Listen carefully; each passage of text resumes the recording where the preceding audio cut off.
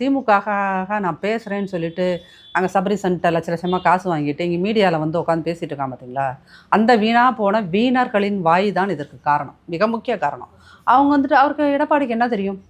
இவனுக்கே ஒன்றும் தெரியாது. நீ ஏன் சபரி சென்டர் காசை வாங்கிட்டு பேசிகிட்டு இருக்க இல்லையா? அப்போ நீ இங்கே வந்துட்டு அவருக்கு என்ன தெரியும்? எடப்பாடியாருக்கு என்ன தெரியும்? அவருக்கு என்ன தெரியும்? இவருக்கு என்ன தெரியும்? அதிமுக 3ஆக பிளந்து விட்டது, 4ஆக பிறந்து விட்டது, இனிமேல் அந்த கட்சி உயிர் பிழைப்பதற்கே வாய்ப்பு இல்லை அப்படின்னு பேசுகிற அந்த வாய்கள் தான் இது ஏத்தாப்பில் இருக்கவன என்னன்னா கொம்பு சீவி விட்டுட்டே இருக்கிறது. இப்போ அப்போ வந்து தெரிஞ்சோ தெரியாமலையோ தொண்டர்கள், அதிமுக தொண்டர்கள் அந்த ஒரு நம்பிக்கை இழக்காமல் இருக்கணும்னா கட்சி தலைமை மிக சீக்கிரமாக ஏதாவது ஒரு முடிவை அடுத்தடுத்து எடுத்தாகணுங்கிற ஒரு ப்ரெஷர் எங்கள் மேலே வந்து விழுந்துகிட்டே இருக்குது.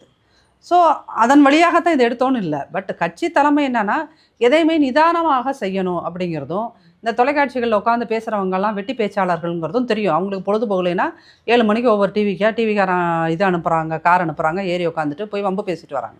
பட் அதை பார்க்குற பொதுமக்கள் மனசில் என்ன வருது? ஒரு அதிமுகவும் இல்லாத, திமுகவும் இல்லாத நடுநிலைமையாக இருக்கிற மக்கள் மனசில் அது என்ன விழும்?